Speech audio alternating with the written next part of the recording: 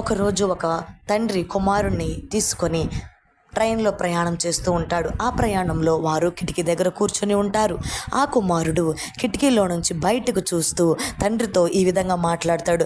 నాన్న నాన్న చూడు, చెట్లు మనతో కూడా నడుస్తున్నాయి, మేఘాలు మనతో కూడా వచ్చేస్తున్నాయి నాన్న, చూడు నాన్న చూడు నాన్న అని మరి పెద్దగా చెప్తూ ఉన్నప్పుడు ఎదురుగా కూర్చున్న వ్యక్తికి చాలా కోపం వస్తుంది.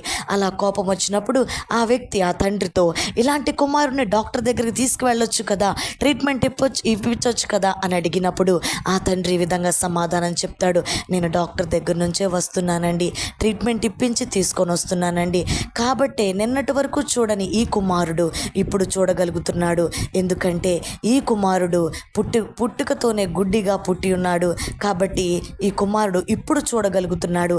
మనలాగా నిన్నటి వరకు చూడని చెట్లను, నిన్నటి వరకు చూడని మేఘాలను ఈరోజు చూస్తున్నాడు. కాబట్టి ఇంత సంతోషంతో ఆనందంతో చెప్తున్నాడు అని చెప్పినప్పుడు ఆ యొక్క కోపపడిన వ్యక్తి కళ్ళల్లో నీళ్లు తిరుగుతాయి.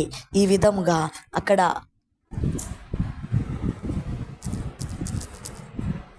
వారి మధ్య ఈ సంభాషణ జరుగుతుంది. దీని ద్వారా మనం తెలుసుకున్న నీతి ఏమిటంటే, ఏదైతే మనం ఇతరులను చూస్తున్నామో దానిని మనము తీర్పు తీర్చకూడదు.